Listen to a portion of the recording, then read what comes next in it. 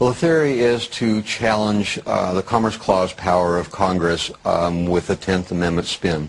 What the bill says, is now the law in Montana, is that any firearms, ammunition, and firearms accessories made and retained in Montana are simply not subject to any federal jurisdiction under the power of Congress to regulate commerce among the states. In addition to the federal tax escrow account, bills are popping up that put a freeze on federal taxes and pay them to the IRS based upon federal compliance to state resolutions and state legislation. These are peaceful and viable solutions to federal abuses. The bill that I'm working on right now, and I've actually got a meeting with a member of the House Judiciary Committee next week, planned to actually look at this legislation and try to make it consistent with Kansas statute, will take federal tax receipts that are gathered on individuals in the state of Kansas and on corporations that do business in the state of Kansas, would, instead of sending those directly to the IRS, would instead send them to the Kansas Department of Revenue. What they would look at is the proportion of federal spending that satisfies enumerated powers and what percentage does not. Whatever percentage does not satisfy enumerated powers, the state of Kansas will utilize to satisfy unfunded mandates on the part of the federal government. Whatever's left over goes back to the people of Kansas. We have the ability to tell the federal government to get out, so it's just a lot easier once you inform your state as to what the 10th Amendment is, 9th and 10th Amendment is, and how they can say no to the federal government. Once you talk to your representatives about that, once they get educated, then they start to go, okay, there is a solution to this problem. We can do this all by ourselves as an individual state. HJR 88 literally enumerates many of the infractions that have been made by the federal government and basically says that from the time of its enacting, from the time that our Missouri State Constitution would be amended as a result of the passage and then voter approval of House Joint Resolution 88, that the state of Missouri would never again be compelled to adhere to or even recognize any law that comes from the federal government that is not constitutional. It is a message that I hope that the General Assembly in Missouri sends to its federal delegation in Washington, D.C., saying as the elected representatives at the state level, the people that are your constituents also, that you understand, we are sending a message for you to cease and desist. You also have a direct infringement into state sovereignty when you start talking about our monetary policy. It was left to the Congress to be able to coin money, and they delegated that responsibility out to a group of private bankers. And we see that in Article 1, Section 10, that the states are required to only accept gold and silver as legal tender. Well, when you've delegated the authority out to print money by a federal entity, well, actually it's not even a federal entity, a private entity doing so under the auspices of a federal entity, what you've done is you've basically made criminal organizations out of the states because they can't conduct their transactions in the gold and silver that they're required to under Article 1, Section 10. In addition to state resolutions that put a freeze on federal taxes, comes an electronic gold system that would increase the gold tax base.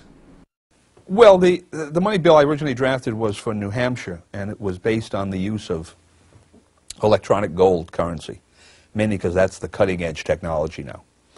But you could, at the present time, make it gold and silver because they've expanded that technology.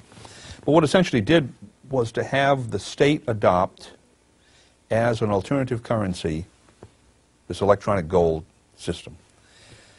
And in that particular case, it was to a relatively small percentage of the state's budget, because we tied it to the tobacco tax, make it simple, and not scare people too much. We're not going to jump into the lake with both feet. We're just going to put our toes in, as it were. About 10% of the state's budget would come in gold, and then the state would offer to pay out gold to whichever its creditors, to whomever it owed money, first come, first served. We'll pay that debt in gold.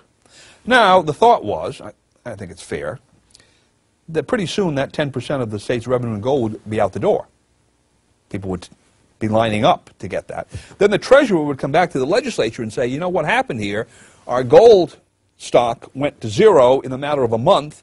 I need to have more of the tax base turned into gold. increase the gold tax base. And if it's correct that good money will eventually prevail over bad money, you would see most of that state economy, the state spending, would be on a gold basis. And then in the private economy, well, people are receiving gold from the state, and people are having to pay gold into the state for taxes. What about in the middle here? Well, now I'm going to start asking people to pay me in gold, or I'm going to start offering to pay the gold that I've received to people. And it would expand through the private economy. And the next thing you know, that state, for all intents and purposes, would be off the Federal Reserve system. Federal Reserve notes would be like a foreign currency, like euros or something. You'd only take them when you needed to deal with somebody out of that state that demanded to be paid in Federal Reserve notes. And the other state, people in other states would be looking at it and say, hey, why aren't we dealing in gold?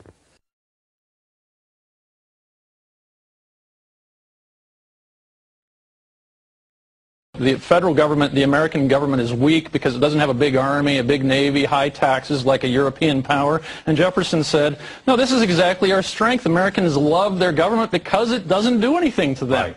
But over time, as the judge was saying earlier, we've come to have this opposite model where now it seems that the government is able to decide how much you get paid, who your doctor's going to be, whether you can buy a gun, what you can, anything it wants to. Well, if the states had as little power back then as they have today, nobody would have agreed with the Constitution.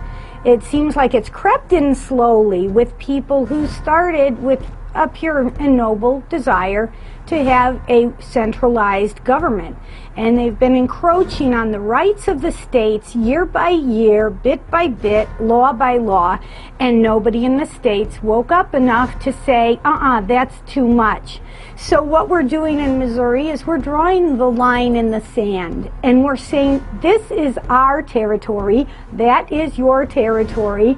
The Constitution says that this is our right. And unless we take back what was already given to us, we're not going to get any respect from them. More than 35 states have already declared sovereignty or in the process of declaring sovereignty against the federal government. And that doesn't mean that they've seceded, as the national corporate media spins it. They're simply stating, look, federal government, you're not supposed to be involved in local education. You're not supposed to be involved in local environmental rules. You're not supposed to be involved running and controlling our local police departments. Jefferson makes a point that he actually took from Locke. He says, prudence indeed will dictate that governments long established should not be changed for light and transient causes. And accordingly, all experience has shown that mankind are more disposed to suffer, while evils are sufferable, than to right themselves by abolishing the forms to which they are accustomed. But when a long train of abuses and usurpations, pursuing invariably the same object, evinces a design to reduce them under absolute despotism, it is their right, it is their duty to throw off such government and to provide new guards for their future security.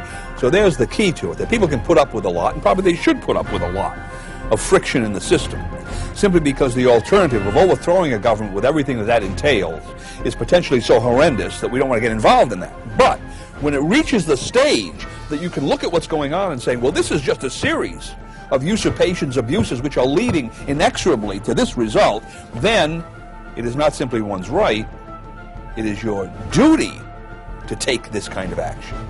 The American people have read the Bill of Rights, they've read the Constitution, they've read their state Bill of Rights and Constitutions, and they figured out everything the federal government is doing is illegal and out of control and wrong. And so we're in the right. Not just in the right, it's our duty to stand up and say no and declare states' rights under the 9th and 10th Amendment that is enshrined in the Bill of Rights and in the Constitution. The Declaration of Independence talks about the proper role of government. And right after it talks about the unalienable rights that we were blessed with life, liberty, and the pursuit of happiness, it states what government is for. To secure these rights, governments are instituted among men. And that's the bottom line. We are here to protect life, liberty, and the pursuit of happiness. If your federal government isn't doing that, then the people, as the Declaration of Independence says, the people have the right and the duty to throw off such government and establish new guards for the future of our security and happiness. It is altogether fitting this be done.